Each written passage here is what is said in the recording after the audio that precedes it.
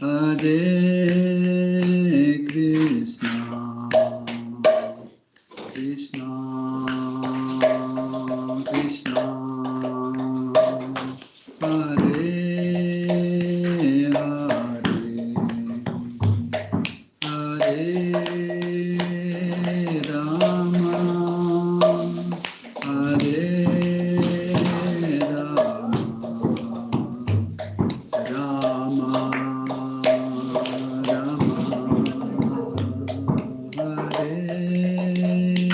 Rama, Hare Krishna, Hare Krishna, Krishna Krishna, Hare Hare, Hare Rama,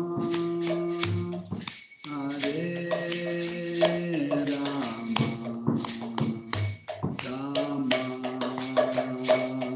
Rama, Hare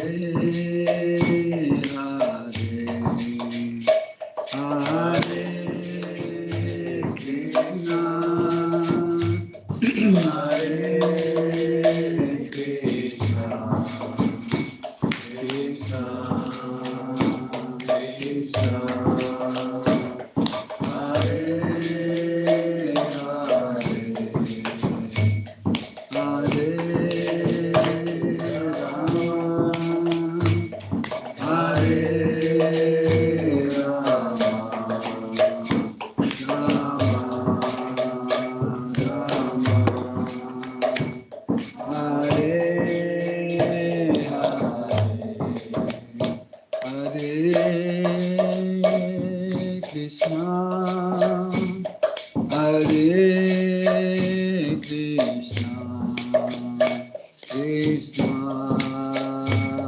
Krishna, Hare Hare, Hare Rama, Hare Rama, Hare Krishna, Hare Krishna, Krishna Krishna, Hare Hare, Hare Rama, Hare Rama, Rama Rama, Hare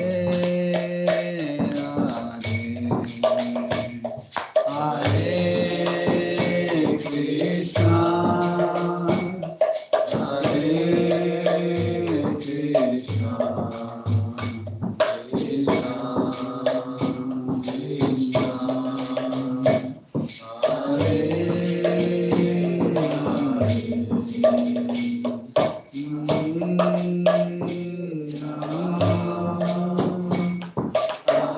Hare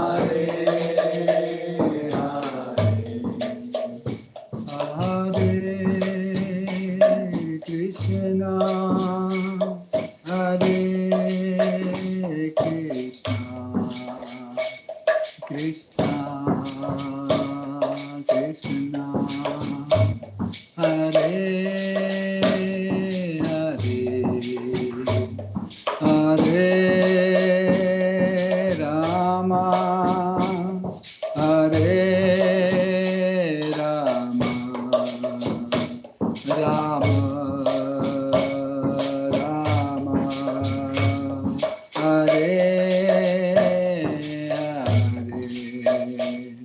Hare, Hare Krishna, Hare Krishna, Krishna Krishna, Hare Hare, Hare Rama, Hare Rama, Rama Rama, Hare Hare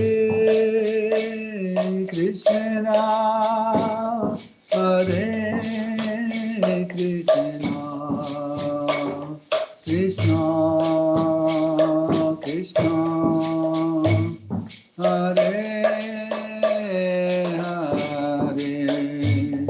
Hare Rama, Hare Rama, Rama Rama, Hare Hare, Hare Krishna, Hare Krishna, Krishna Krishna, Hare Hare, Hare Rama,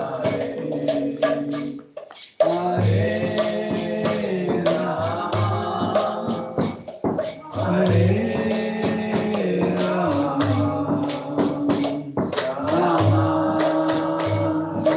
Rama, Rama Rama, Hare Hare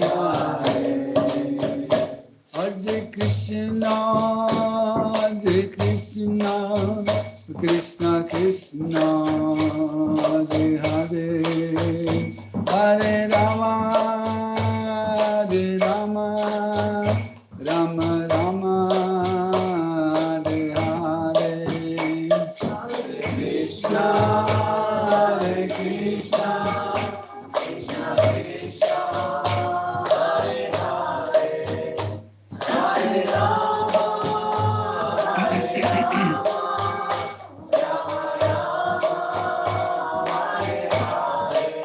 Jaya Radha Madhava Kunja Bihari, Jaya Radha Madhava Kunja Bihari, Jaya Radha Madhava Kunja Bihari, Jaya Radha Madhava Kunja Bihari, Gopi Jana Galatha Girivaratha, Jaya Gopi Jana Galatha Girivaratha, Jaya Gopi Jana Galatha Girivaratha, Jaya Gopi Jana Galatha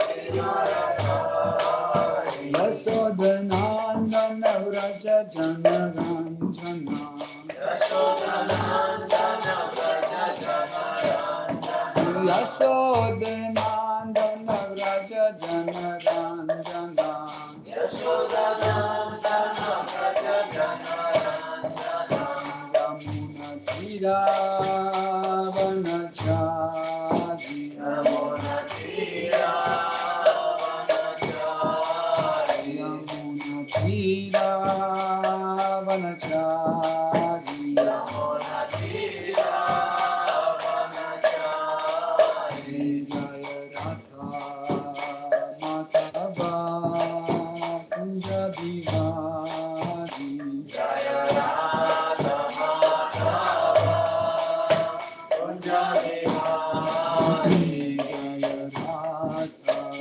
Madhava Kunja Bihari, Jaya Radha Madhava Kunja Bihari, Jai Shri Radha Parmeshwar की जय, श्री राधा गोविंद की जय, जय सीताराम लक्ष्मण हनुमान भरत शत्रुघ्न योद्धराम की जय, श्री लक्ष्मी नृसिंह प्रहलाद महाराज श्री सुदर्शन चक्र की जय, श्री निताई सच्ची श्रोता अद्वैत चंद्र गदाधर शिवासदि गौर भक्त वृंद की जय, श्री गौरांग निताय गोसाई की जय, श्री गौर निताय की जय, जगन्नाथ स्वामी पतित पावन की जय, श्री जगन्नाथ शिवलदेव श्रीमती सुभद्र देवी की जय, तुलसी महारानी भक्ति देवी की जय, सरस्वती देवी की जय, श्री गुरु परंपरा की जय, श्री प्रभुपाद पतित पावन की जय, तुद ग्लाव देव दसम।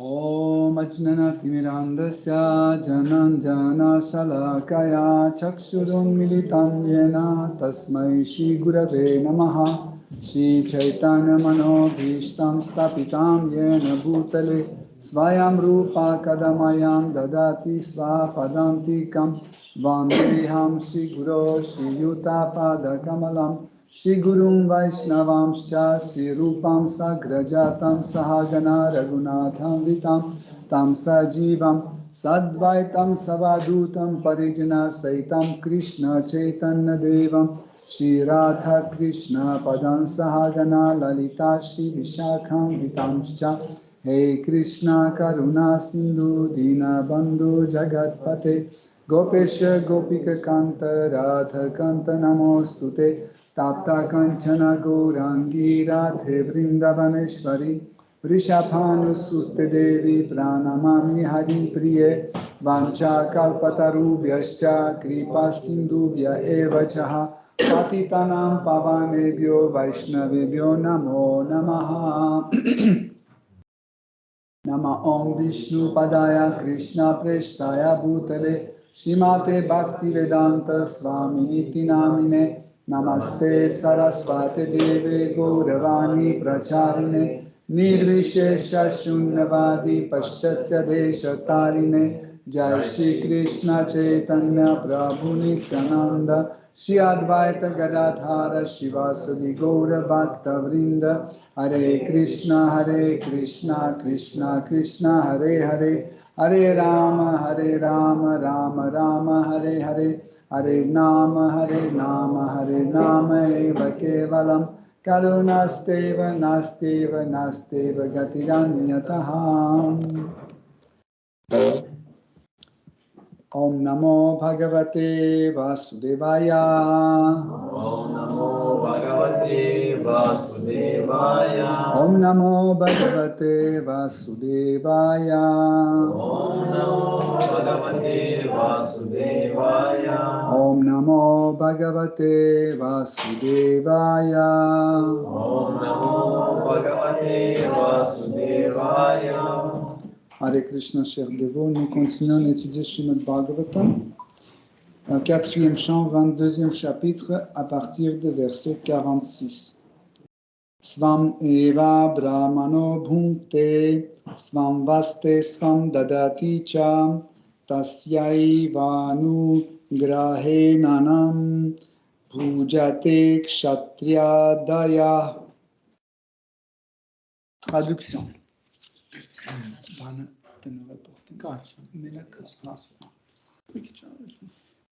Traduction. C'est par la grâce des brahmanas que les kshatriyas, les vaishyas et les shudras reçoivent leur nourriture. Mais la nourriture des brahmanas, leurs vêtements, est ce qu'ils donnent. Tu prends le verset directement sur le téléphone.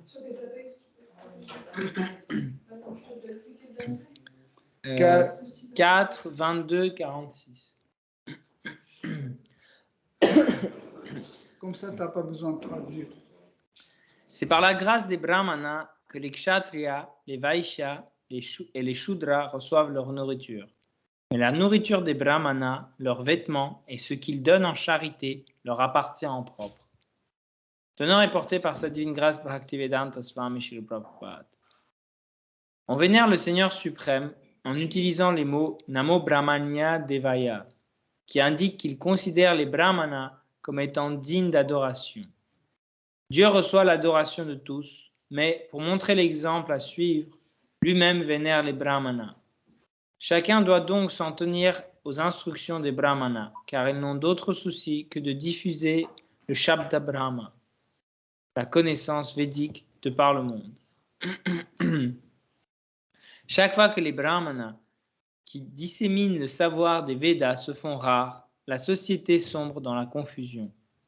Du fait qu'ils servent directement le Seigneur souverain, les brahmanas et les Vaishnavas ne dépendent de personne.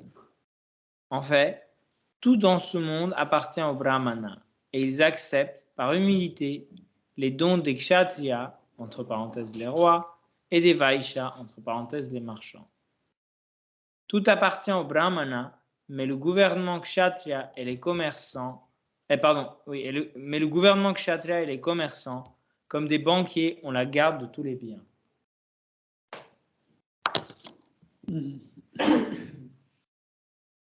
Donc,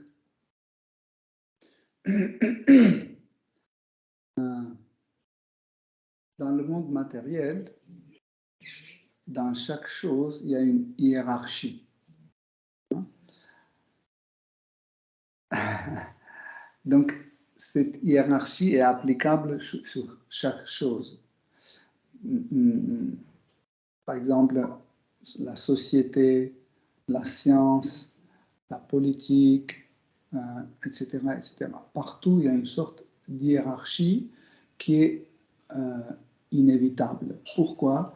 Parce que le monde matériel, c'est un monde relatif. Ça, il faut absolument prendre en compte.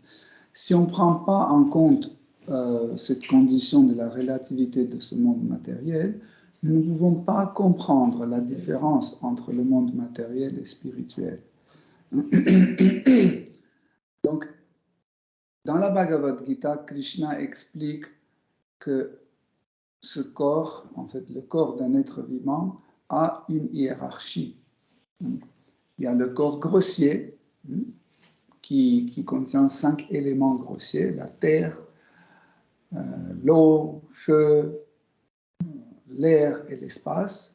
Et ces 5 éléments dépendent de nos 5 sens grossiers et 5 sens d'action.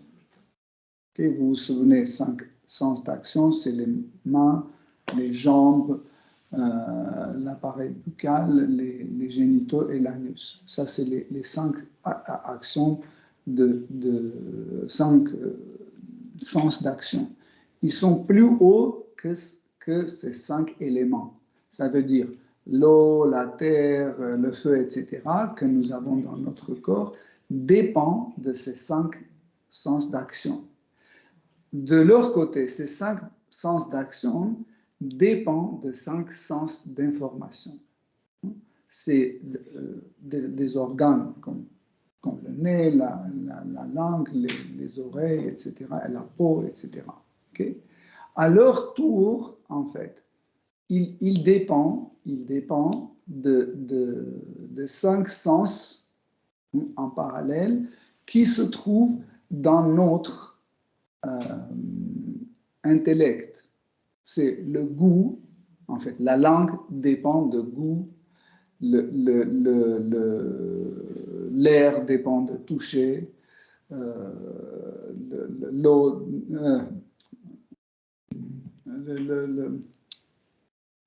la terre, en fait, dépend de l'odorat, on dit, okay, de l'odorat, etc., etc. Donc, ce sont les versions subtiles qui sont placées dans notre intellect. Si vous les supprimez, en fait, vos sens ne seront pas capables de réaliser, en fait, ces fonctions. Par exemple, les yeux. Si nous n'avons pas, en fait, je ne sais pas comment dire ça en français, le sens de vue, on peut dire? La vue. La vue, hein. La vue, en fait. Si nous n'avons pas la vue dans notre intellect, les yeux seront comme juste des lentilles de caméra. Ce n'est pas des lentilles qui ont la capacité de voir, c'est juste comme une entrée. Mais la vision se trouve dans l'intellect. Okay? Et l'intellect, à son côté, c'est une forme transformée de la conscience. Okay? Donc, si on continue l'hiérarchie, on remonte encore plus haut que ces 5 sens subtils, je ne sais pas si on peut nommer comme ça. Donc, plus haut se trouve le mental. Le mental est plus bas que l'intellect. L'intellect est placé plus haut que le mental. Plus haut que l'intellect est placé le faux ego. Et plus haut que le faux ego est placé la nature d'un être vivant appelé Svabhava. la vraie nature. Okay? Et, donc, et cette nature dépend de l'âme, de Atma. Donc, on a fait un peu détaillé. J'espère que c'était pas très compliqué à comprendre. J'ai fait un peu détaillé pour qu'on comprenne à quel point c'est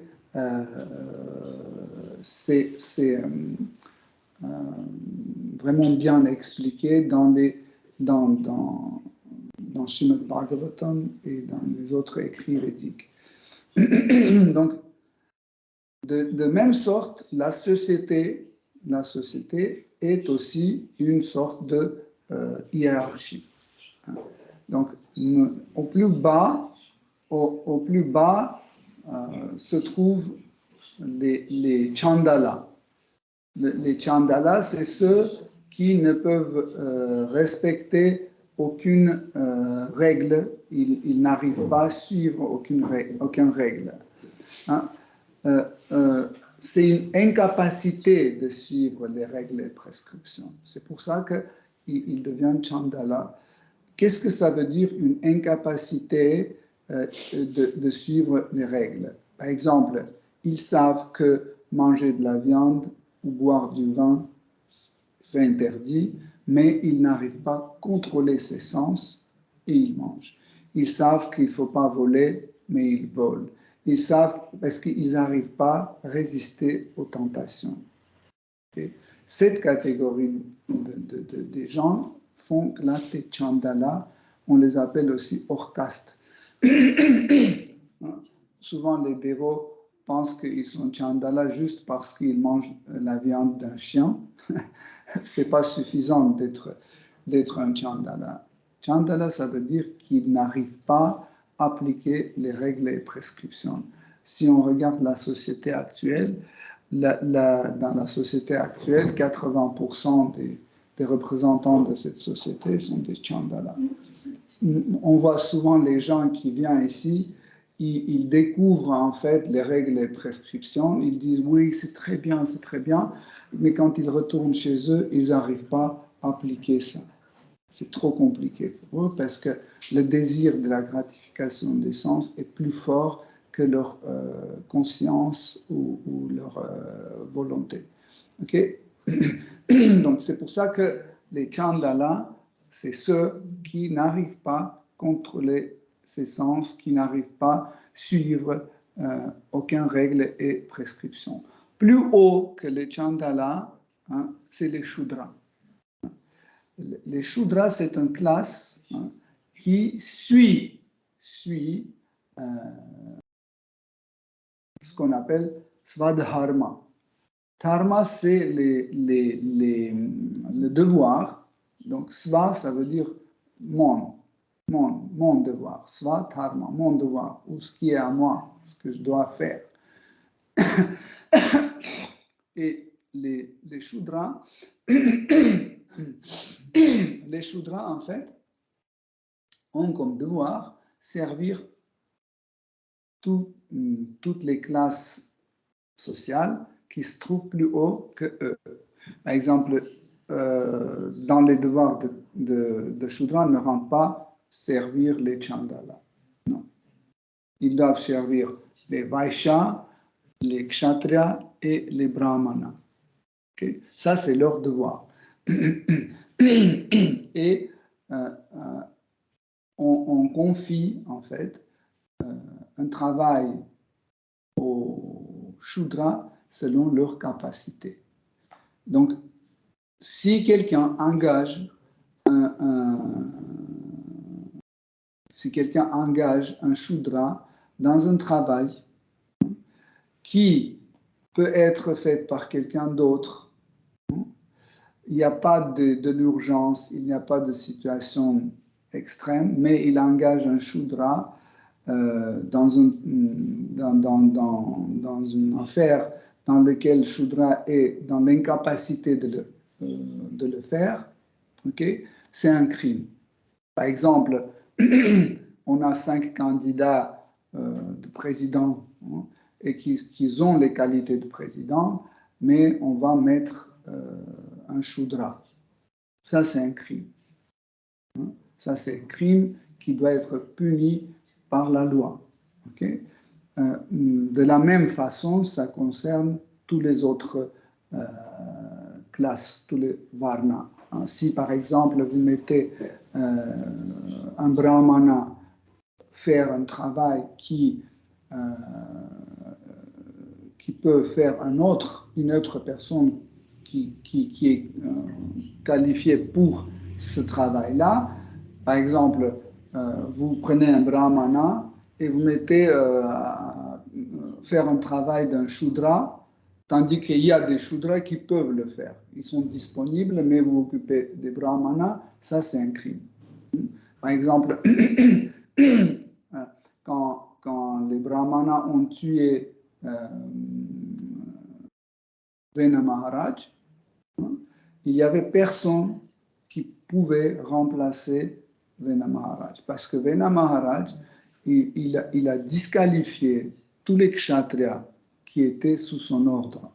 C'est pour ça qu'il n'y avait pas un kshatriya où les brahmanas pouvaient les mettre à la place de Vena Maharaj.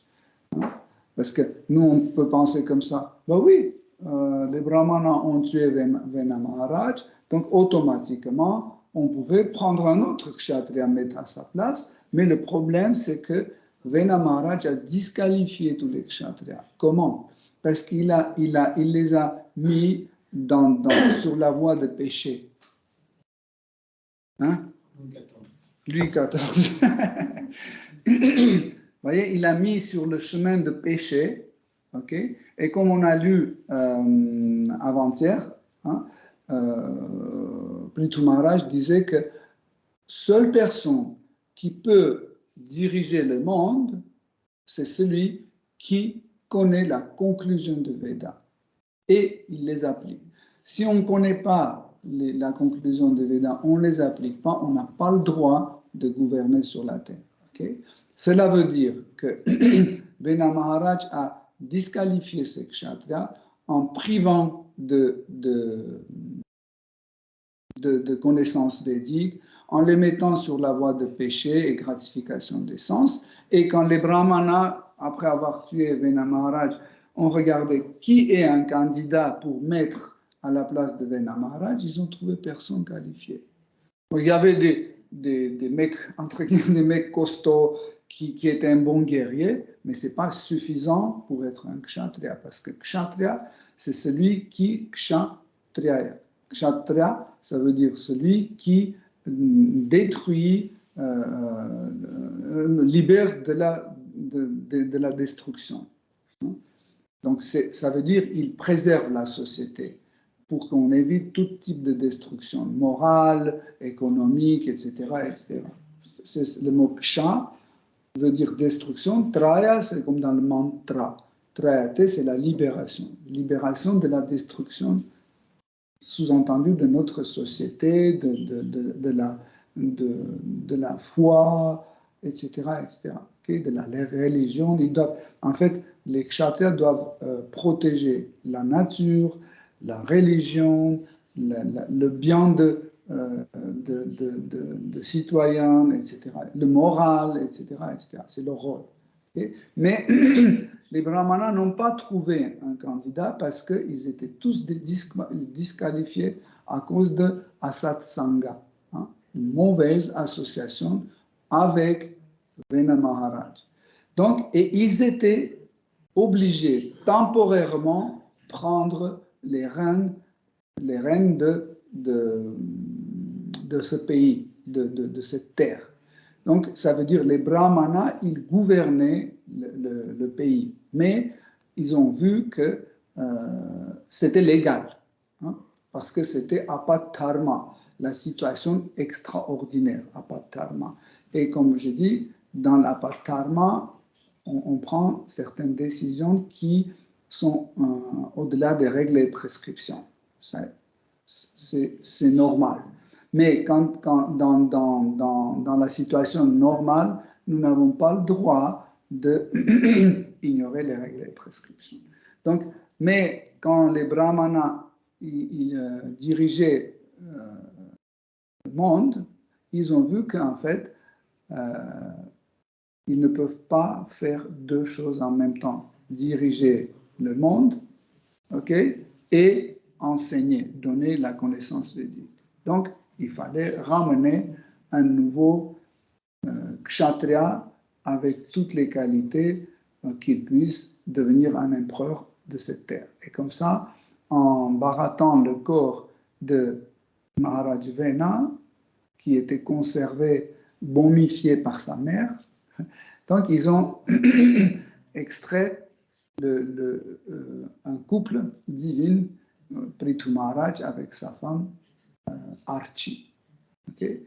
Donc, et comme ça, Prithu Maharaj était celui qui était apte de gouverner le monde. Mais, en fait, Krishna lui-même s'est manifesté comme Prithu Maharaj parce qu'en fait, une personne simple ne pouvait pas faire ce travail parce que Vena Maharaj a tellement dégradé la société que seulement la présence de Dieu, la personne suprême, pouvait sortir de cette situation. Dans la Bhagavad Gita, Krishna dit chaque fois quand la religion, les principes de religion sont anéantis, quand les personnes démoniaques commencent à torturer les dévots, je viens pour rétablir les règles et prescriptions de la religion et protéger mes dévots.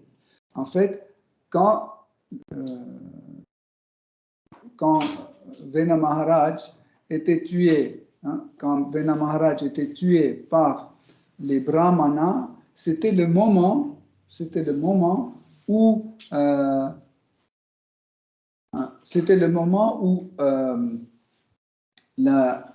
la situation, en fait, comme on vient d'expliquer, où les règles et le principe de la religion étaient anéantis, les dévots étaient persécutés, c'était vraiment la situation concrète où Krishna devait descendre. Et pour ça qu'il est descendu comme Prithu Maharaj. C'est 100%, c'était la situation. Donc, parce que quelqu'un d'autre ne peut pas faire ça. C'est seulement Krishna qui peut. Il peut, bien sûr, envoyer quelqu'un, mais s'il envoie quelqu'un, il doit être avec lui. C'est ce qu'on appelle Shakti-Avesha, celui qui est doté de pouvoir de Krishna. Okay? Donc, vous voyez, dans la Bhagavad Gita, Krishna dit que chacun doit accomplir son devoir. Il dit mieux accomplir son devoir d'une façon imparfaite que accomplir le devoir de quelqu'un d'autre d'une façon parfaite. Et donc, pourquoi? Parce qu'il suffit qu'on commence à prendre la place de quelqu'un d'autre, okay? Notre devoir sera vacant. Qui va faire notre devoir? Si un Shudra va commencer à faire quelque chose qui ressemble à un devoir brahmanique parce qu'il n'a pas de qualité. Ne pensez pas que quelqu'un qui connaît bien les shastras par cœur, il peut citer tout ce qui est écrit dans les shastras, c'est un brahmana. Non. C'est pas suffisant. Un Shudra aussi, par son karma, il peut avoir une très bonne mémoire. Il peut apprendre par cœur tous les shastras cités. Il peut être très austère aussi. Très austère, très honnête, etc.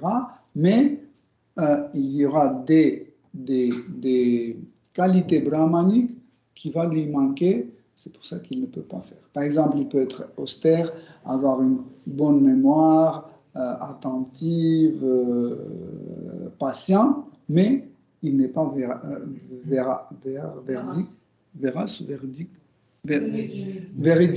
Il n'est pas véridique. Ça veut dire il n'arrive pas vraiment à être honnête, etc. etc. Okay? Donc, des fois, on voit une personne qui est très forte et qui est toujours excitée, etc. On pense que c'est un kshatriya. Non. Un shudra aussi peut être excité et très fort. Pour être un kshatriya, il faut avoir le désir de protéger les autres. C'est ça un kshatriya. Parce que le mot en fait, avec lequel on distinguent ou non cette classe sociale expliquent leurs devoirs. Hein. Comme on a dit, Kshatriya, c'est celui qui a un désir ou une nature de protéger les autres. Okay? Donc il ne faut pas se tromper en pensant que quelqu'un qui est comme ça, qui n'arrive pas à contrôler sa colère, c'est un Kshatriya. Non. Okay? Pareil, Brahmana. Hein? Pourquoi on appelle Brahmana? Brahman, le mot Brahman veut dire le supérieur ou l'absolu. Okay? Pourquoi on les appelle Brahmana? Parce qu'ils se trouvent, par leur qualité, par leur devoir, par leur austérité, etc., ils se trouvent sur la même plateforme que Seigneur suprême. Ça veut dire qu'ils sont tellement liés à Seigneur suprême que les qualités de Krishna passent à travers des Brahmanas. Okay? C'est ça les Brahmanas. Donc, n'importe qui ne peut pas être Brahmana. Et si on remonte l'échelle de hiérarchie, donc comme on a dit, au-dessus des Shudras se trouvent des Vaishyas. Les Vaishyas, c'est une classe sociale qui a comme svatharma ou comme devoir qui est propre à cette classe-là. Hein. Vous avez bien compris. Il y a dharma et svatharma. Dharma, ça concerne tout le monde. Svatharma concerne un varna précis. Hein. Par exemple, les svatharma des kshatriyas ne sont pas les mêmes que svatharma de brahmana. Okay? Mais le dharma en général, hein, quand on applique le mot dharma, ça concerne tous les varnas. Okay? Donc, classe des commerçants, des designers, on dit managers avec les mots d'aujourd'hui, des artisanaux, etc. Et ça, c'est les classes de Vaishya, hein, qui produit le bien, qui organise la production de biens, ainsi que l'agriculture, la protection des vaches, etc., etc. Ça, c'est le rôle de Vaishya. Okay? Mais le rôle de Vaishya, hein, Svatharma de Vaishya, c'est en fait collecter et accumuler les fonds, de l'argent, de fonds, hein, de biens, et le mettre à la disposition des kshatriyas. Pourquoi? Parce que c'est les kshatriyas qui doivent protéger la société. Par exemple, il y a une famine quelque part. Donc, il doit prendre l'argent de l'État et attribuer à cette commune qui a perdu la récolte, etc., etc. Ou, par exemple, il y a une guerre dans son pays, il prend l'argent qui appartient à l'État et il le met pour l'utiliser pour défendre son pays, etc., etc.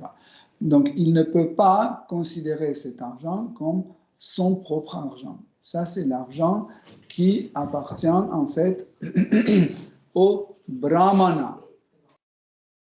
Okay? Parce que les brahmanas se trouvent plus haut que les kshatriyas. Okay? Donc, les kshatriyas se trouvent plus haut que les vaishyas et les brahmanas se trouvent plus haut que les vaishyas. Et parce que nous avons dit que les brahmanas se trouvent sur la même plateforme que le Seigneur suprême, mais cela ne veut pas dire qu'ils sont égaux à Seigneur. Hein? Par exemple, un chien et moi, on se trouve sur le même parquet. Mais ça ne veut pas dire qu'un chien est égal à l'homme. Mais qu'est-ce que ça veut dire se trouver sur la même plateforme? Ça veut dire je peux avoir pareil froid au pied que le chien, et le chien a la même température au pied que moi, ou on respire le même air, on peut voir le même public, etc. Mais nous ne sommes pas égaux. Hein. Pareil, on dit qu'un Vaishnav, hein, un pur Vaishnav, il se trouve sur la plateforme, sur la même plateforme que Seigneur suprême. Mais cela ne veut pas dire que un Vaishnav est égal à Seigneur suprême. Okay? Donc, dans cette logique, nous comprenons que plus haut que les Brahmanas se trouve Seigneur suprême. Mais entre les Brahmanas et Seigneur suprême, il y a une petite catégorie qui ne rentre pas dans les classes sociales. On les appelle les Vaishnavas, hein, les adorateurs de Vishnu. Et ils sont plus hauts que les Brahmanas. Hein. Les Brahmanas peuvent être aussi les Vaishnavas. Mais dès que tu es un Vaishnav et on parle d'un Vaishnav, il sort de contexte de système Varna et de Ashrama. Okay? Donc on ne peut pas les regarder dans la même catégorie. Comme par exemple, vous ne pouvez pas prendre une brique et regarder dans la catégorie des fruits. C'est hors catégorie. Mais je peux prendre par exemple une banane et comparer avec de l'orange, même avec des légumes, etc. Et dire, voilà, ça c'est pas un légume, ça c'est un fruit, etc. Mais une brique, c'est complètement hors catégorie. Vous ne pouvez pas comparer une brique avec la nourriture. Pareil, les Vaishnavas ou les adorateurs de Vishnu, les dévots de Krishna, ils sont plus hauts que tout le système des Varnas. Okay? Et plus haut se trouve Seigneur suprême. Donc, pour cela, en fait, tout ce que la société possède, on considère comme la possession des Brahmanas. Donc, c'est les Brahmanas qui peuvent donner leur accord pour que Kshatriya utilise cet argent pour tel ou tel but ou non. Okay? Donc il arrive et il dit, voilà, donc il faut que tu donnes 300 vaches à ce brahmana parce qu'il fait un pèlerinage, il a besoin des vaches, etc., etc. Ou il dit, voilà, tu dois envoyer 3 tonnes de blé dans cette région, etc. Ou tu dois offrir à cette personne, à cette femme, tu dois offrir, je ne sais pas, 3 kilos d'or. Pourquoi? Parce que son fils s'est noyé dans la rivière. Et toi, tu n'as pas pu le protéger. Donc, parce que son fils était son... Sous ta protection. Non, le fils protégeait sa mère, donc il la nourrissait, il s'occupait d'elle. Maintenant, parce que tu n'as pas pu sauver la vie de ce garçon, parce qu'il est sous ta responsabilité, il s'est noyé, maintenant, c'est toi qui prends à ta charge cette femme et tu dois la donner tant d'argent. Il ne disait pas, oh, c'est pas ma faute qu'il est allé se baigner, etc. Non. En fait, les kshatriyas étaient les responsables de tout ce qui s'est passé dans leur pays. À tel point que quand la bataille de Kurukshetra était finie, il y avait des millions de personnes qui sont mortes, y compris les 100 fils de Dhritarashtra. Et Maharaj Yudhishthir, devant Krishna, il a commencé à pleurer. Pourquoi? Parce qu'il considérait que, en fait, tous ces gens-là sont morts à cause de lui. Extraordinaire, non? Et il était très sincère, hein? Il ne faisait pas de théâtre. Et Krishna a essayé de les convaincre, il a dit que non, parce que c'était leur karma, chacun reçoit, et en plus c'est ma volonté, c'est moi qui ai décidé, et après leur mort, j'ai offert à chacun selon ce qu'ils ont mérité, etc. Et il nous semble qu'il a calmé l'esprit de Yudhishthir, mais quand même, Yudhishthir disait, mais quand même, c'est moi qui est coupable. Donc, ça, c'est un vrai kshatriya. C'est un vrai kshatriya. Par exemple, si l'eau dans une rivière devient sale et polluée, c'est la faute de qui? C'est la faute de Kshatriya. Pourquoi? Kshatriya ne va pas dire que c'est pas ma faute, c'est les Vaishyas qui ont pollué la rivière. Oui, c'est les Vaishyas. Mais pourquoi ils ont pollué? Parce qu'ils n'ont pas peur de toi. Donc, ton comportement, ta conduite, les relâcher comme ça, qu'ils n'ont pas peur de toi, ils disent voilà, on va mettre les trucs. Qu'est-ce qu'il va nous faire? Rien. Okay? Bon. Je vais donner un exemple un peu trop théâtral, méchant peut-être, mais qui était efficace. Quand Adolf Hitler, il est devenu la tête de l'Allemagne nazie, hein? Petit à petit, il y avait le bruit qui courait, comme quoi tous les officiers de l'Allemagne, hein, n'achetaient plus les billets de transport. Et les contrôleurs avaient peur de leur demander leurs billets, etc.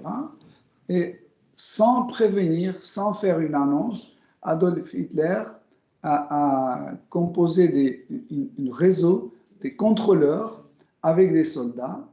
Et tout de suite, ils ont fait une contrôle des billets partout en Allemagne.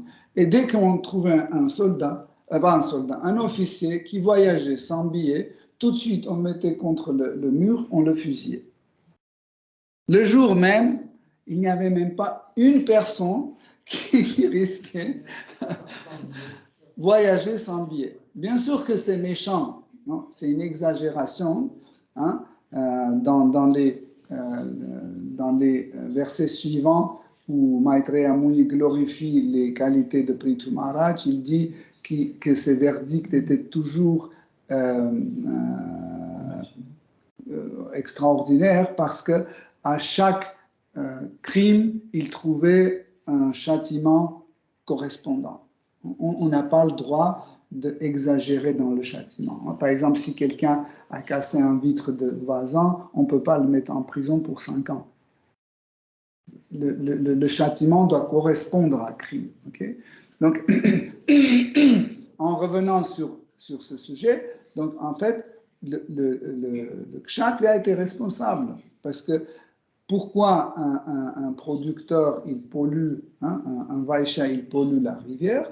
Parce qu'il n'a pas peur de kshatriya. Le kshatriya n'était pas là, moralement n'est pas présent. On dit bon, qu'est-ce qu'on va faire? On va faire comme ça. Aujourd'hui, dans Kali Yuga, si on suit un peu les infos, on voit que le crime devient comme un travail aujourd'hui. C'est incroyable. Pourquoi? Parce qu'ils n'ont plus peur de rien.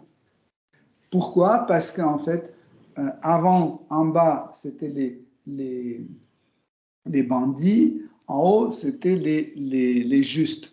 Maintenant, là-haut et le bas, c'est le même. Donc, les criminels ne vont pas lutter contre les criminels. Vous comprenez? C'est impossible. Donc, pour ça, en fait, car plus haut que les brahmanas se trouvent les Vaishnavas et Seigneur suprême, donc tout ce qui est dans la société appartenait aux brahmanas et c'est les brahmanas qui pouvaient corriger et bien distribuer le bien qui existait. Donc cette hiérarchie, en fait, n'existe pas dans le monde spirituel. Okay? Car il n'y a pas de système de varnashrama dharma dans le monde spirituel.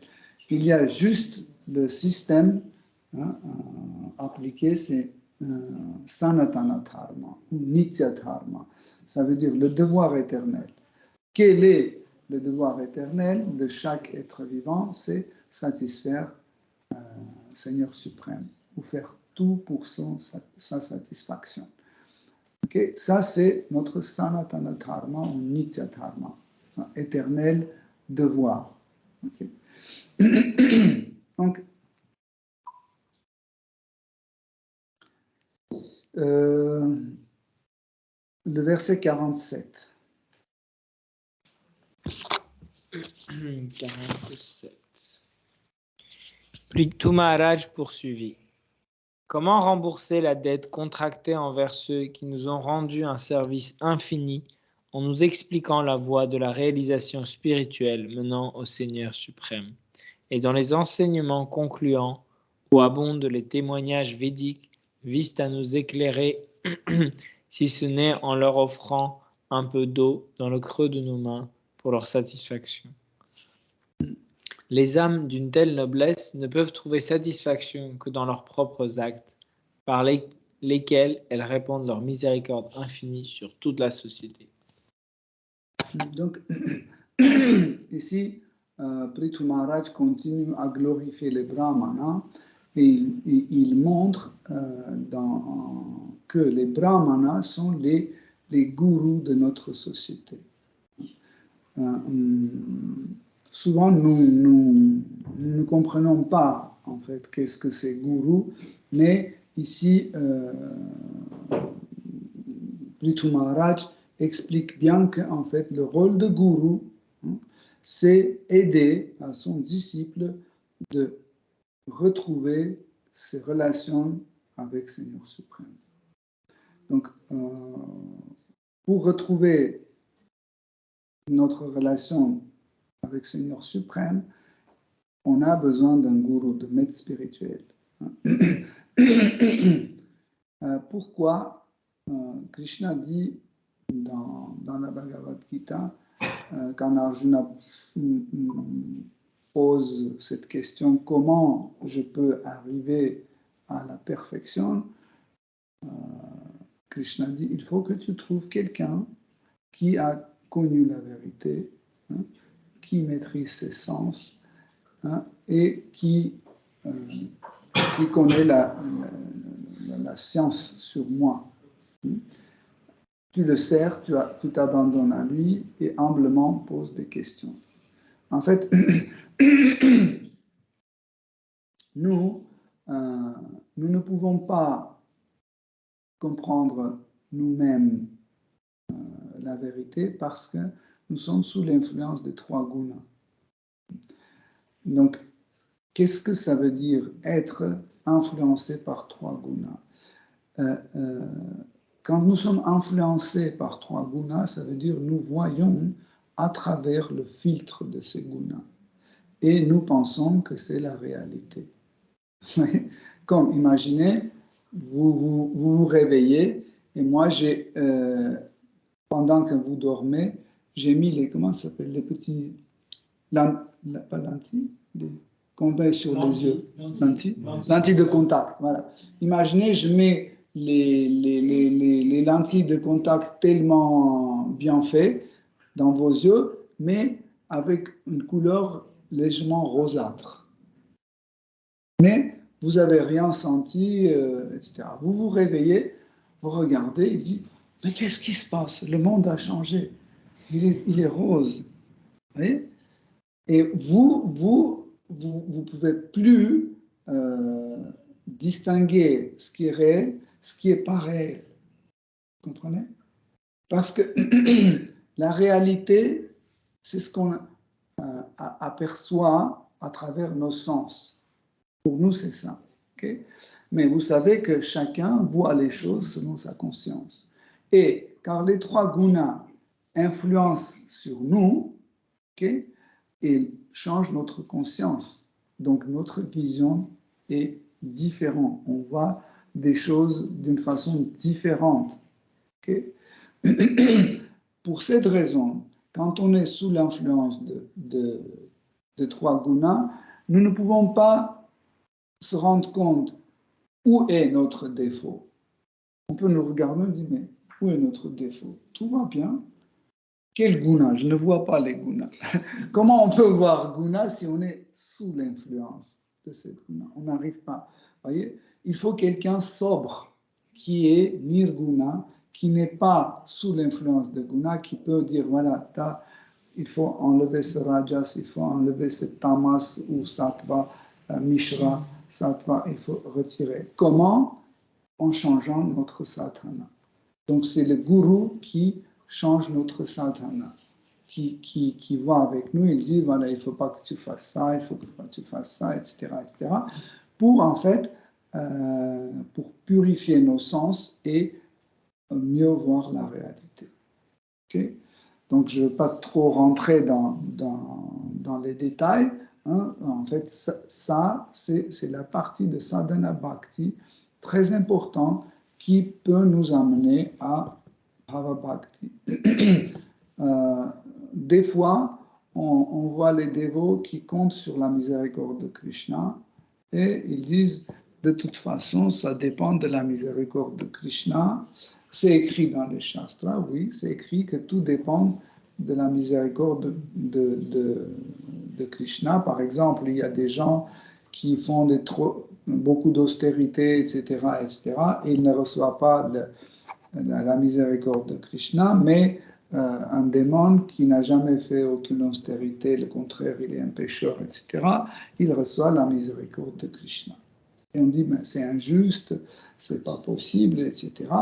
Mais il y a des gens qui disent, donc il faut compter sur la miséricorde de Krishna, c'est pas la peine que je fasse des austérités, étudie les shastras, etc., suivre des règles, 4 principes, etc. Je vais attendre, je vais juste dire Hare Krishna, et c'est tout, c'est suffisant. Shri Chaitanya Mahaprabhu a dit qu'il suffit qu'on chante Hare Krishna, tout est ok, on dit voilà, le reste n'est pas important, il mène sa vie comme il veut, il va en restaurant, etc., mais il chante Hare Krishna. Et il pense qu'un jour, la miséricorde de Krishna va tomber sur lui. Bien sûr, ça va tomber. Le matin, il va se réveiller avec une cigarette dans la main, dans le lit de quelqu'un, etc., avec les bouteilles de champagne par terre. Ça aussi, c'est une miséricorde de Krishna. Pourquoi? Parce qu'il va montrer que ce n'est pas aussi facile de recevoir la miséricorde de Krishna. Et Krishna explique de cette façon que personne ne peut m'obliger de donner ma miséricorde. C'est moi qui décide à qui je donne ou je ne donne pas. Ce n'est pas qu'en attendant la miséricorde, vous pouvez recevoir la miséricorde ou en me forçant que c'est pas comme ça. Hein? Shri Chaitanya Mahaprabhu une fois a dit que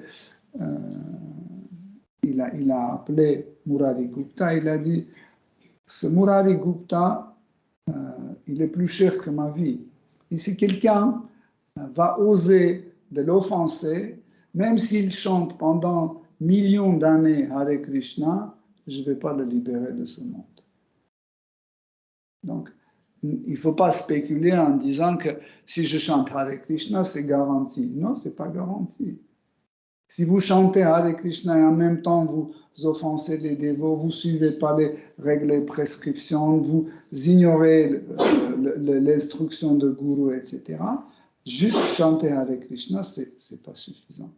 Parce que si on chante Hare Krishna en pensant que la miséricorde de Krishna va descendre sur nous, on doit voir changement. Ça veut dire, je chante Hare Krishna, en même temps, je commence à devenir austère. En chantant Hare Krishna, j'arrête d'offenser les dévots. En chantant Hare Krishna, je commence plus en plus plonger dans la profondeur des écrits sacrés. En chantant Hare Krishna, je cherche la société des dévots plus en plus. Je veux m'associer avec eux. C'est ça la bonne voie. Voyez? Et ça, c'est déjà la miséricorde de Krishna. On n'a pas besoin d'autre chose. Voyez? Parce que Krishna a rendu efficace le chant de Hare Krishna. Voyez? Donc,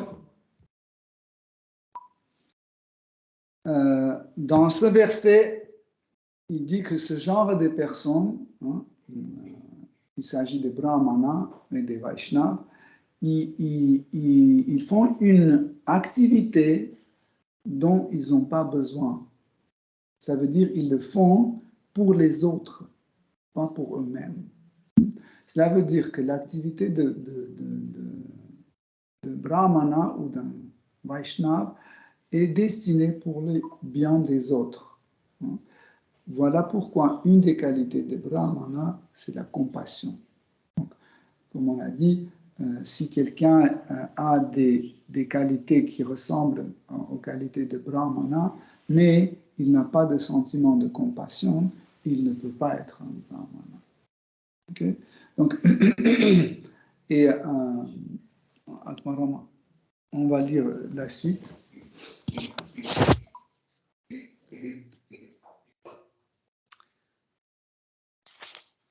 Verset 48. Maitreya, l'illustre sage, poursuivit. Ainsi vénérés par Maharaj Prithu, les 4 Kumaras, ces maîtres du service de dévotion, furent très satisfaits. Ils louèrent alors sa noblesse, tout en s'élevant dans l'espace à la vue de tous. Donc, dans le verset précédent aussi, Prithu Maharaj glorifiait les brahmanas comme Atmarama. Atmarama, c'est celui qui trouve la satisfaction en lui-même. Il ne cherche pas une satisfaction au-delà de son être. Il cherche toujours la satisfaction en lui-même. Et les 4 Kumars sont des Atmarama. Donc, ce qui est extraordinaire, c'est qu'ils sont Atmarama à 100%, pas à moitié, à tel point qu'ils ne possèdent rien. Ils n'ont même pas un vêtement, ils n'ont pas des poches pour recevoir un peu d'argent, prendre des donations, les mettre dans leur poche. Ils sont toujours nus. Et en fait, leur pureté est toujours devant tout le monde. Ils peuvent savoir qu'ils n'ont jamais séduit. Donc, ils n'ont pas même besoin de couvrir leur corps. Quand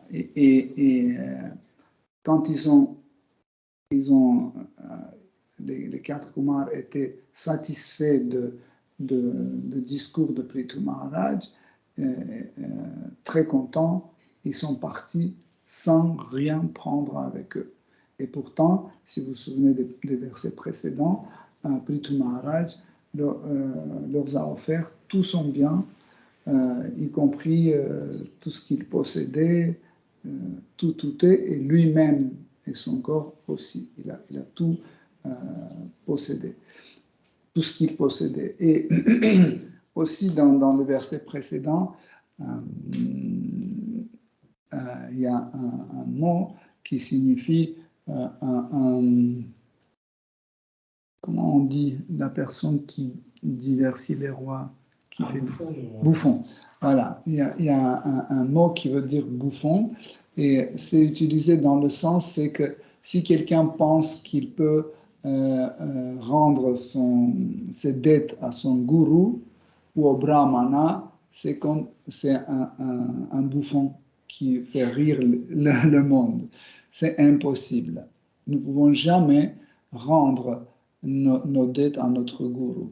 Seule chose que nous pouvons faire, nous pouvons le satisfaire en respectant et en appliquant ses instructions et en transmettant le savoir reçu de gourou, transmettant aux autres. Même ça, c'est pas, on n'est pas quitte, on ne peut pas rendre. Voyez? Mais ça va satisfaire le gourou. Okay? Et tout content, les 4 Kumars, en fait, qui ne touchent pas le pied, avec les pieds, ne touchent pas la terre, en fait, quand ils se déplacent, ils sont toujours dans l'air. Comme dans les dessins animés, on voit les guerriers qui arrivent comme ça. Et eux, pareil, et puis tout simplement, ils sont partis de la même façon comme ils sont venus. Donc, ils sont des transcendentalistes qui n'ont pas besoin de moyens de transport parce qu'ils maîtrisent parfaitement leur corps, et ils peuvent utiliser leur corps quand n'importe quel moyen. Okay? Déjà, dès jeune âge, ils étaient des grands mystiques, ils ont pu arrêter leur croissance de corps. Imaginez si on peut donner l'astuce aux gens aujourd'hui. Par exemple, dit à 16 ans, une femme arrête sa croissance, elle reste, et toujours à 80 ans, elle est comme quelqu'un qui a 16 ans. Oui, vous imaginez ça? C'est tout à fait possible si on maîtrise ça, mais il faut maîtriser l'essence. On n'arrive pas. À 12 ans, on prend les femmes prennent déjà, et les hommes aussi, ils prennent des cigarettes, de l'alcool, et ils commencent à détruire leur corps. Hein. Ils n'arrêtent pas la croissance, ils détruisent la croissance. Donc, les 4 Kumars, dès leur jeune âge, ils étaient tellement forts, tellement mystiques, qu'ils ont pu arrêter leur croissance. Hein. À 5 ans, ils ont toujours l'air de quelqu'un qui a 5 ans, tout petit comme ça. Mais aujourd'hui, ils ont des millions d'années. Tout petit. C'est incroyable. Et aussi, ils ont tellement forts dans leur city, dans leur pouvoir mystique, qu'ils peuvent même pardon, qu'ils peuvent même traverser les parois de notre univers et aller dans le monde spirituel. Donc, là, pour qu'on ne fasse pas trop d'illusions, en fait, on peut posséder des pouvoirs mystiques très forts pour traverser, pour traverser les parois de notre univers, mais aucun pouvoir mystique ne peut pas nous permettre de rentrer dans le monde spirituel sans avoir la permission de Krishna. Donc, vous voyez, mais quand même, ils ont pu sortir par leur pouvoir mystique, ils ont pu sortir, traverser les parois de notre univers et aller à Vaikuntha, mais au départ, Krishna leur a interdit. Donc, vous voyez, ils ont passé 6 portes, et quand ils ont arrivé aux 7e porte de Vaikuntha, Krishna a dit non, vous ne pouvez pas. Vous voyez, c'est très signifiant parce que nous ne pouvons pas aller n'importe où dans le monde spirituel.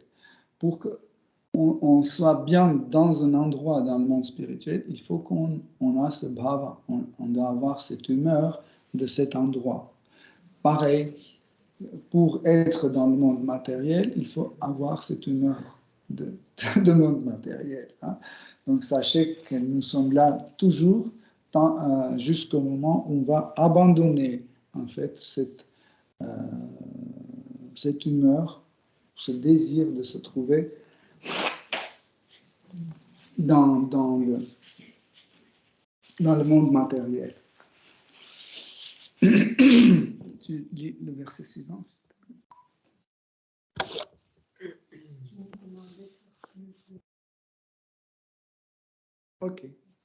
Ok.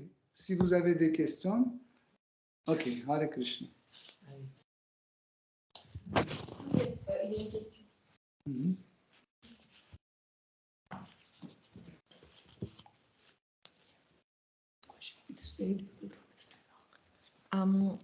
C'est très difficile de comprendre comment il est très difficile de comprendre comment c'est possible d'être autosatisfait en tant qu'humain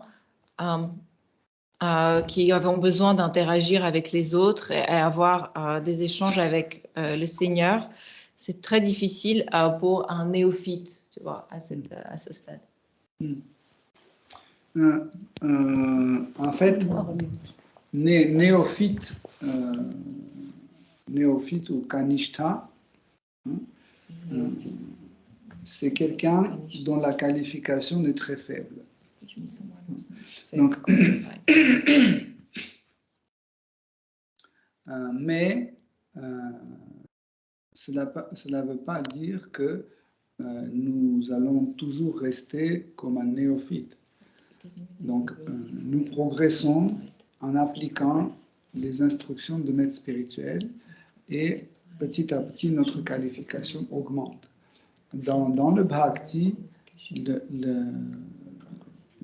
la qualification minimale ou sans laquelle impossible d'avancer, c'est la foi. Donc, ça veut dire que Kanishta, un néophyte, il a déjà une certaine quantité de la foi, mais qui n'est pas forte encore. C'est pour ça qu'il est Kanishta. Nishta veut dire stable. Kanishta, ça veut dire qu'il n'est pas stable. Ça veut dire que sa foi n'est pas stable. Et il peut être toujours perturbé. Comment? Par exemple, il rencontre un Brahmavadi ou Mayavadi qui est très fort dans la philosophie, dans la logique, et il commence à parler de la vérité absolue à ce néophyte dont la foi est faible, et il commence à détruire tous ses arguments et convaincre par sa logique forte, convaincre que Brahman impersonnel est plus haut et que finalement, à part Brahman impersonnel, rien n'existe. Donc l'absolu ne peut pas avoir la forme, ne peut pas s'incarner, etc. etc. Donc c'est pour ça que sa foi est pas stable, Kanishta. Mais en suivant, petit à petit, en suivant les instructions de son maître spirituel, petit à petit, il commence à acquérir une expérience spirituelle. Et cette expérience spirituelle, en fait, lui permet d'approuver ou prouver, je ne sais pas comment dire, ou constater, consolider et voilà, parce qu'il dit, voilà, j'ai fait ça et j'ai vu que ce qui est écrit dans les Védas, c'est comme ça. Krishna dit ça, je l'ai fait et je vois que c'est vrai. Okay? Donc, comme ça, plus en plus, sa foi devient plus forte. Okay? Donc, et à partir d'un certain moment, en fait, sa foi devient nishta, constante, et petit à petit, il devient autosatisfait. Petit à petit. Qu'est-ce que ça veut dire autosatisfait? Si nous comprenons que Krishna est le seul qui existe, à part Krishna, il n'y a rien d'autre qui existe. Oui. Et en fait, tout est Krishna. Srila Prabhupada disait que vous voyez ce tapis, il disait c'est Krishna aussi. Vous êtes assis sur le tapis, ça veut dire que vous êtes assis sur Krishna. Mais il a dit, mais vous ne pouvez pas faire une adoration à ce tapis en disant oh Krishna. Parce que c'est juste une partie de Krishna. Donc, mais bien sûr qu'on peut continuer à dire que oui, mais une partie de Krishna, c'est aussi Krishna. Une partie et donner l'exemple de Sri Upanishad, que une partie de pleine est aussi pleine, etc., etc. Mais vous ne pouvez pas faire une adoration à un tapis, parce qu'un tapis ne va jamais créer une réciprocité avec vous. Vous n'allez pas établir une relation avec un tapis. Le tapis sera toujours un objet d'exploitation par vous. C'est pour ça que nous ne pouvons pas faire une adoration d'un tapis. Même si le tapis est Krishna aussi. Okay? Mais en comprenant tout ça, en fait, nous comprenons que si on a Krishna, automatiquement, nous avons tout. Okay? Si on comprend ça, nos sens deviennent purs. Ils n'ont plus besoin de rien. À partir du moment quand on a Krishna dans notre cœur, nous n'avons plus besoin de rien. Si un dévot, vous voyez un dévot qui cherche quelque chose, c'est Krishna qui lui a demandé. Il n'a pas besoin de ça. Par exemple, vous voyez, Prithu Maharaj, il faisait des sacrifices, il construisait les palais, les rues, les parcs, etc. Il remettait l'économie sur les pieds, etc. Il n'avait pas besoin de ça. Pourquoi? Parce qu'il avait Krishna dans son cœur et il était déjà satisfait. Mais il faisait ça pour le bien des autres. Parce que Krishna l'instruisait de l'intérieur et le poussait à faire ça. Okay? C'est ça l'autosatisfaction. En fait, je vais donner un autre exemple. Il y a une rasa appelée Shantarasa. C'est une forme de relation avec Krishna. Okay? Et il y a deux types de dévots en Shantarasa, c'est Atmarama et Tapasvi. Les Atmarama, c'est ceux qui ont atteint la vérité absolue et ils ont rétabli la relation avec le Seigneur suprême à travers la méditation et les études des livres. Okay? Ça veut dire qu'ils ont compris en étudiant, en méditant, ils ont compris que Krishna est tout, okay? Et en ayant Krishna, ils ont tout. Okay? Et ils n'ont plus besoin de rien d'autre. Ça veut dire qu'ils sont satisfaits. Okay? L'autre catégorie, deuxième catégorie de Shantarasa, appelée Tapasvi, c'est ceux qui ont atteint, en fait, cette idée à travers les tapas, à travers les austérités. En fait, en faisant l'austérité, Krishna a fait un cadeau, il s'est ouvert à ce genre de personnes. Parce qu'ils étaient très austères, très patients, etc. etc. Okay? Est-ce que j'ai répondu à ta question? Did he answer your question? Oui. Il avait une autre question? Oui, oui. Je pourrais un petit détail. Okay, she wants to add something. Parce que dans sa question, il a mis l'accent sur les relations, dans le sens que si on est autosatisfait, mais on a, en tant que fille, je disais qu'on a les relations avec les autres, avec les maîtres ou avec Krishna.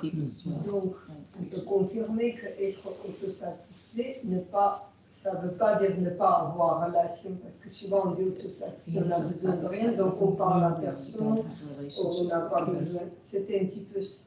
C'est ce que j'ai expliqué à la fin. Continuer à avoir le relation. Oui, c'est ce que j'ai expliqué sur l'exemple de Prithu Maharaj. J'ai dit qu'il faisait ça, mais il n'avait pas besoin de ça. J'ai expliqué tout à l'heure. Moi, je voulais dire qu'être autosatisfait, ça ne veut pas dire qu'on n'a pas besoin d'avoir une relation avec les autres. C'est ce que j'ai expliqué que Prithu Maharaj lui-même, il était autosatisfait, mais il faisait des offrandes, des sacrifices, il construisait des trucs, il avait des femmes. Dans le chapitre suivant, vous allez voir qu'il a fait des enfants, etc. Mais il n'avait pas besoin de tout ça. Il le faisait parce que Krishna l'instruisait de l'intérieur. C'est ce que j'ai expliqué. Il y a une deuxième question? Les Chandalas ont un désir pour la gratification des sens qui est plus haut que leur désir pour suivre les règles, même après la conscience de Krishna. Parfois, le désir pour la gratification des sens devient très fort et on néglige les règles. Donc, comment est-ce qu'on peut dépasser ça? Par le sadhana. Sadhana Bhakti, c'est un moyen très très fort. Si nous sommes faibles pour notre sadhana personnel, il faut d'une façon consciente nous rendre dans des conditions où nous sommes entourés par les dévots qui ont un bon sadhana. Ça, c'est la solution. Parce que si on est tout seul, sous notre propre surveillance, on n'arrive pas à faire ça vraiment. Par exemple, on a fait une retraite à Orléans. C'était très bien. Donc, celui qui avait une faiblesse pour dormir plus le matin, il se levait, il venait à Mangala Arati. Parce qu'il était inspiré par les autres dévots. Il ne pouvait pas manger entre les repas. Pourquoi? Parce que personne ne mangeait entre les repas. Vous voyez, en fait, c'est comme ça. On doit consciemment nous mettre dans les mains de ceux qui arrivent à contrôler leur sens.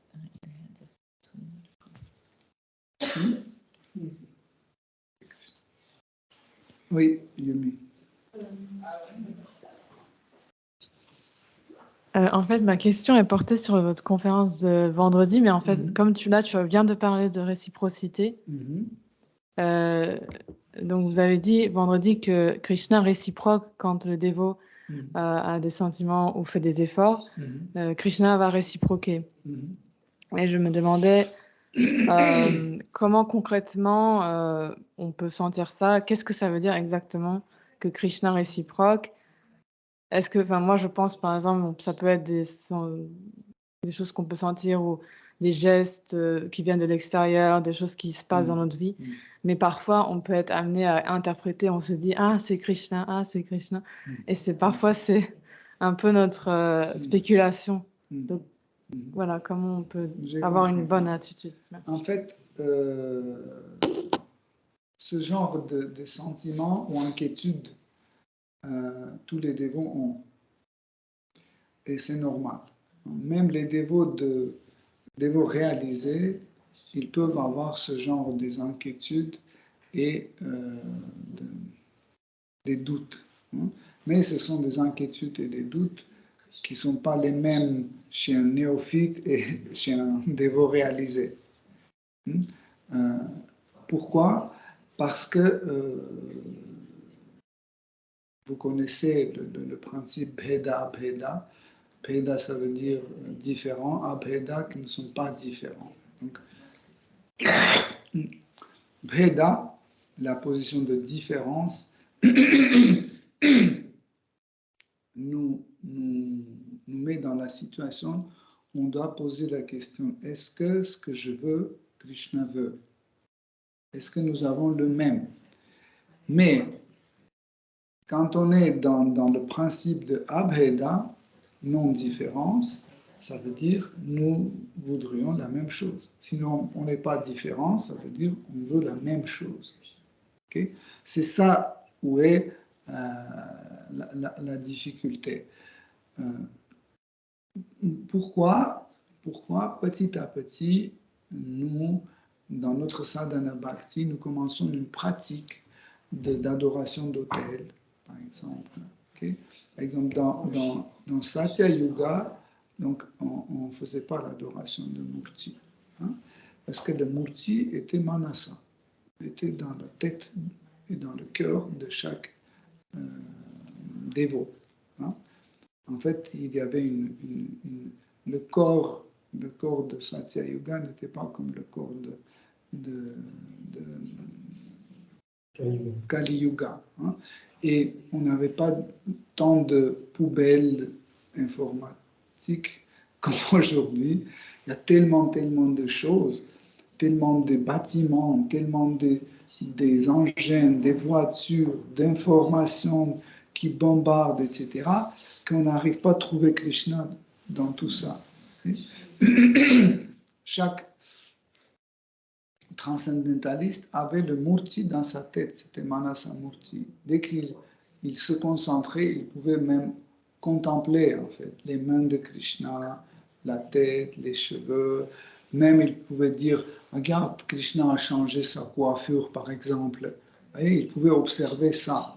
Et c'est pas que c'était un faux Krishna qu'on contemplait, c'était le vrai Krishna qu'on contemple.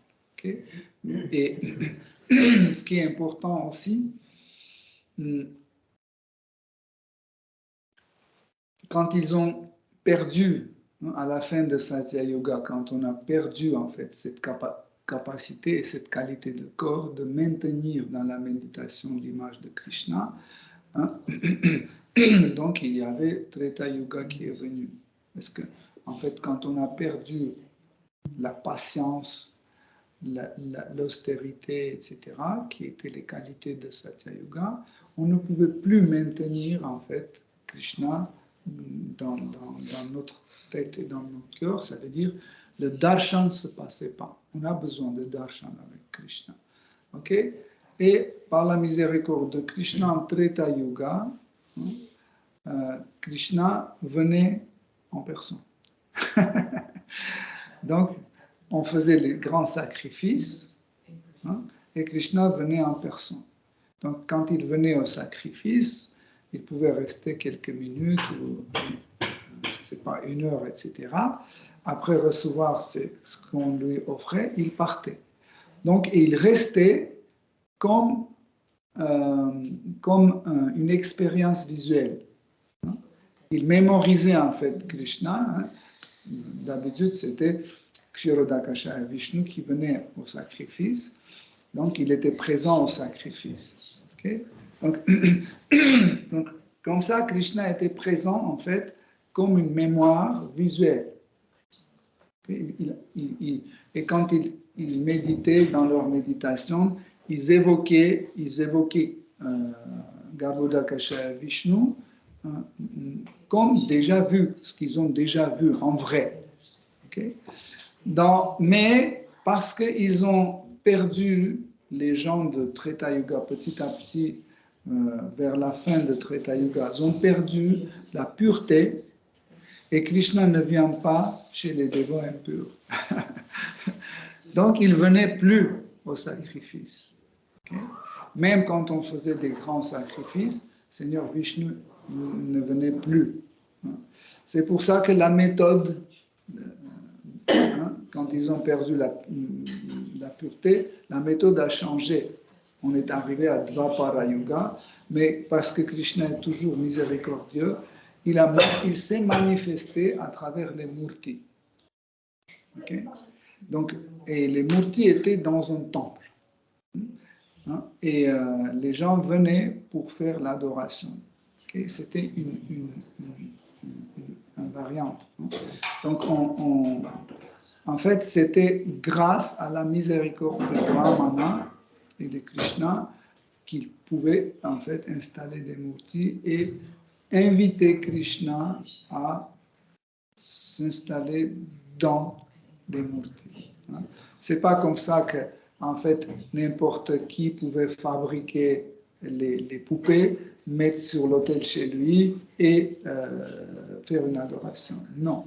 Il fallait une personne qui était abandonnée à Krishna, c'était un dévot, et parce que Krishna aime ses dévots, il était d'accord venir et rester dans le murti. Okay? C'est comme ça qu'en fait, en Dvapara Yuga, par la miséricorde des purs dévots, des purs brahmanas, qui pouvaient installer les murtis. Installer murti, c'est ça, c'est pas juste la procédure. Installer murti, c'est comme Srila Prabhupada était tellement pur que Krishna était d'accord venir et s'installer à Paris. Voyez? Donc Krishna rentrait dans le murti. Donc c'était une possibilité d'avoir un darshan avec Krishna.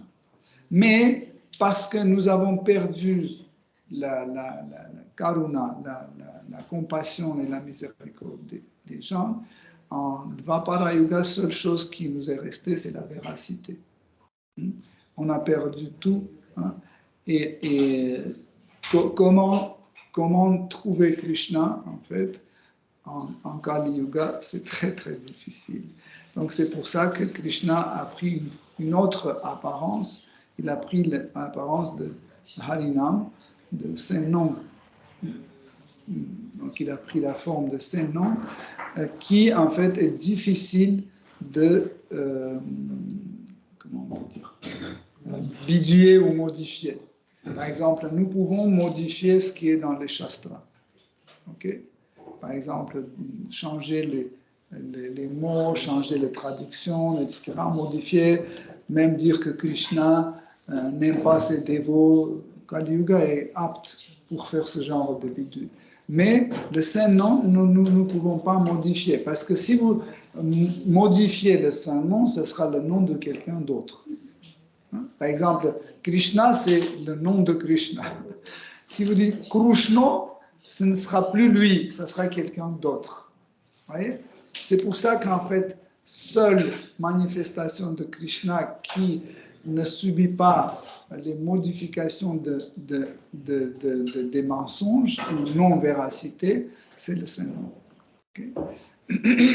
Donc, pourquoi j'ai raconté tout ça? Parce qu'en fait, chaque fois, la relation entre Krishna et nous passe différentes phases. Donc, si nous servons Krishna soit dans notre tête, soit sur l'autel, soit sous son nom, hein. En fait, quand on dit Krishna est présent sous son nom, c'est pas juste chanter. Il faut le servir. Le nom de Krishna a besoin aussi d'être nourri, être, je ne sais pas, adoré, etc. etc. C'est pas juste chanter. Hein. Donc, nous devons faire ça selon les instructions que Krishna donne dans la Bhagavad Gita. Krishna dit que celui qui m'offre avec l'amour et dévotion une fleur, un fruit, de l'eau ou une feuille, avec l'amour et dévotion, je vais l'accepter. Ça, c'est une instruction. Où il dit, pense toujours à moi, deviens mon dévot. C'est une instruction. Où il dit, celui qui raconte à mes dévots, ou qu'il ouvre cette connaissance à mes dévots, il est un dévot le plus cher à moi. Ok? Donc, tout ça, c'est des instructions. Il y a plein de dévots, plein d'instructions dans la Bhagavad Gita. Dans le 18e chapitre, il dit, Sarva Dharma,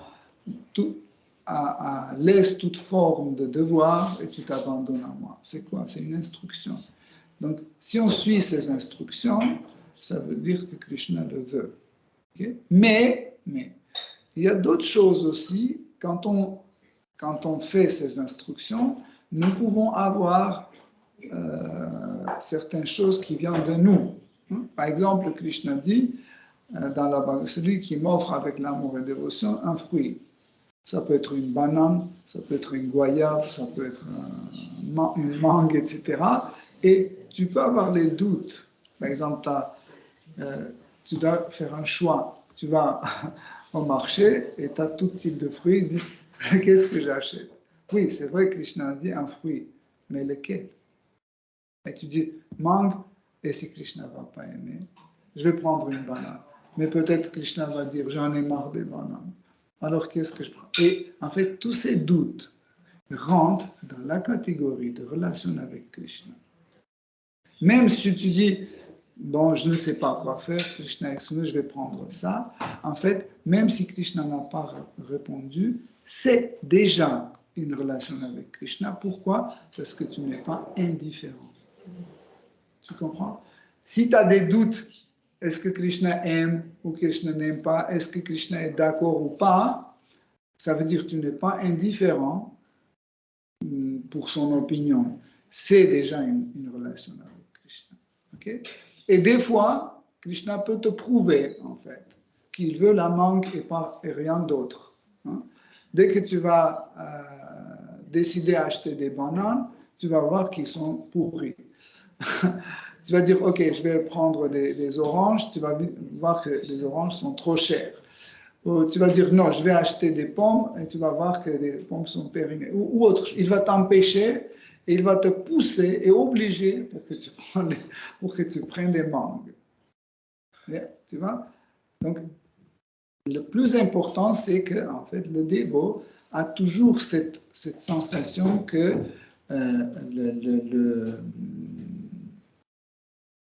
l'opinion de Krishna est toujours importante. Parce que, en fait, nous prenons soin de Krishna.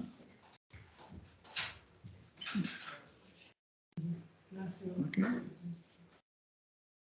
Des fois, par exemple, on veut mettre un chapeau sur Krishna, ok? Et on est convaincu que c'est très bon, Ou des fois on a des doutes, et tu mets sur Krishna, ça tombe. Tu mets, ça tombe. Tu mets, ça tombe. Et tu dis non, je vais coudre un truc derrière, comme ça va tenir, hop, et ça tient. Le matin, tu ouvres l'hôtel, tu vois que c'est déjà fait tomber. Il ne veut pas. Ça arrive. C'est très subtil en fait. C'est si derrière tout ça, il n'y a pas une indifférence, donc tout est OK. Mais quand on est indifférent, on dit oh, ça ira, Krishna est en métal, il va supporter tout, etc. Ça, c'est une offense. Si vous avez d'autres questions.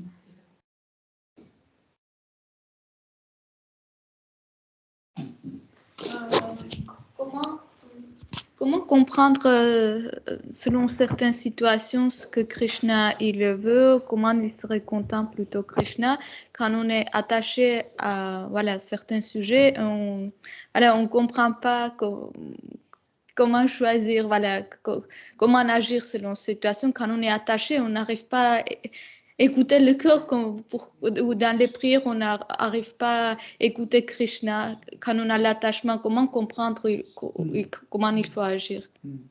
On s'adresse à Guru, ou dire par exemple, je ne sais pas comment faire parce que je mets Gaur-Nitai à gauche, Radha Krishna à droite. Et après, mon cœur dit non, mets Radha Krishna à gauche, Gaur-Nitai à droite. Et après, je dis non, il faut mettre à l'envers. Et je n'arrive pas à décider. Et Guru dit, tu fais comme ça, Radha Krishna, tu mets à droite, Gaur-Nitai à gauche. Et le problème est résolu. Ça, c'est la meilleure façon. Parce qu'en fait, qu'est-ce que c'est avoir un gourou? C'est que tu as quelqu'un à qui tu fais confiance. Si on n'a pas confiance en gourou, ce n'est pas un gourou pour nous.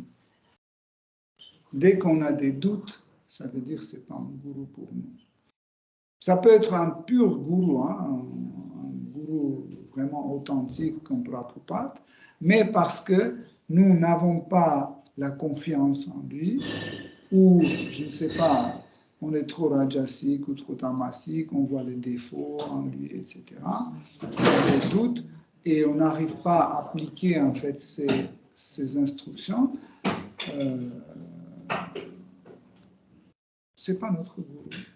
Il n'y a pas de relation gourou-disciple. Même, encore une fois, même si ce gourou est authentique, on ne peut pas établir une liaison.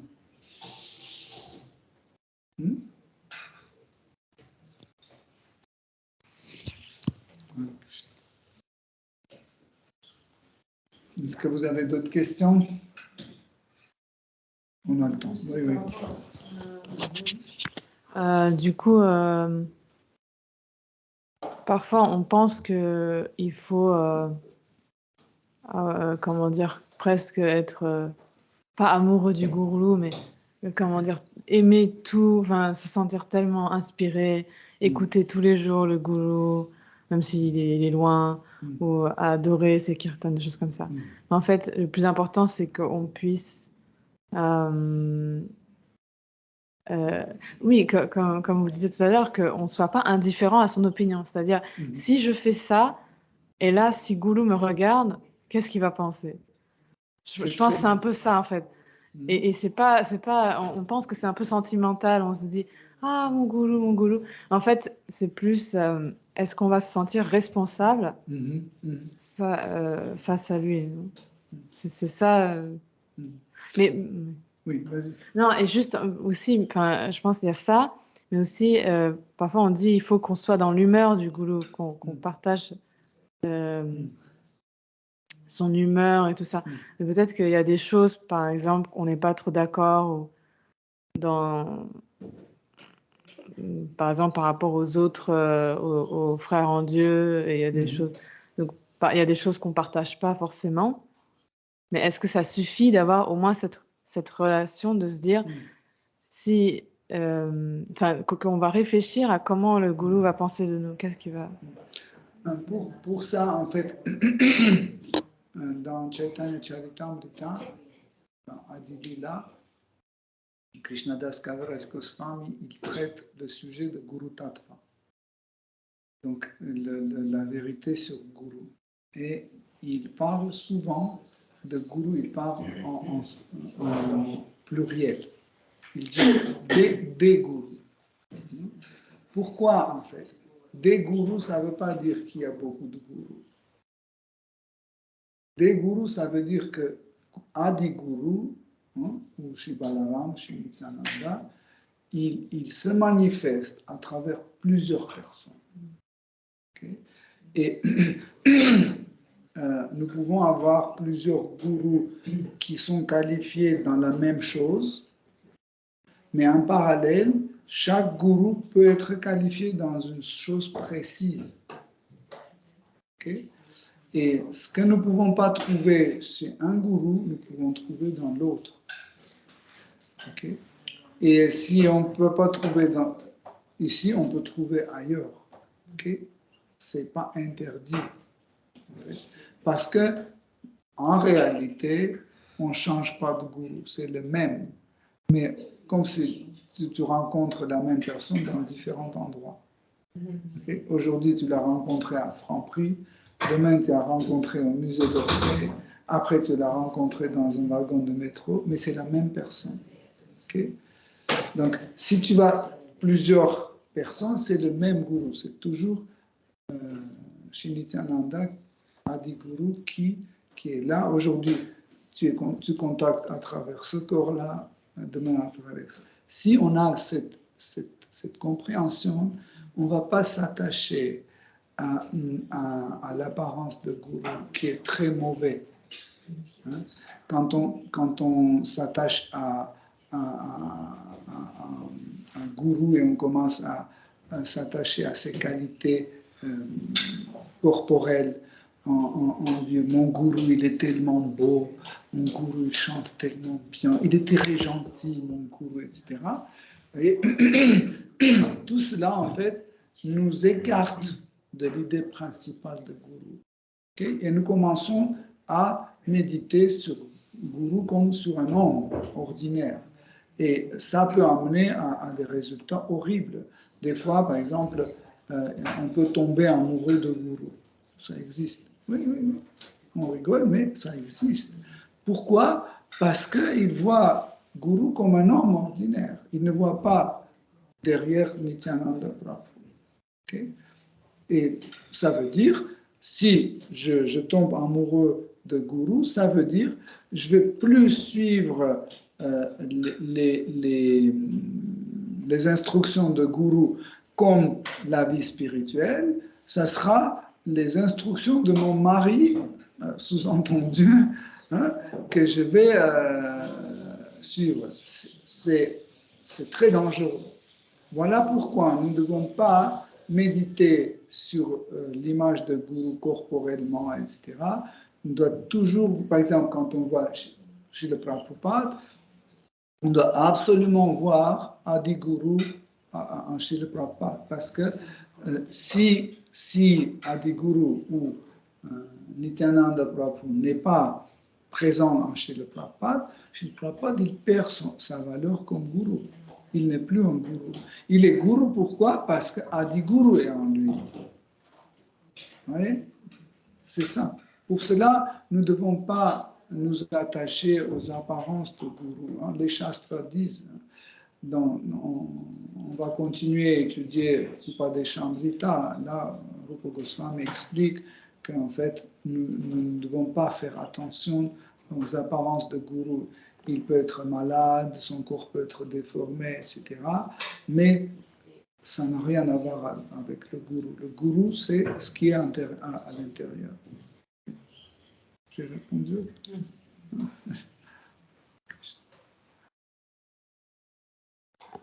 C'est pas encore prêt. Si c'est pas prêt, on peut continuer.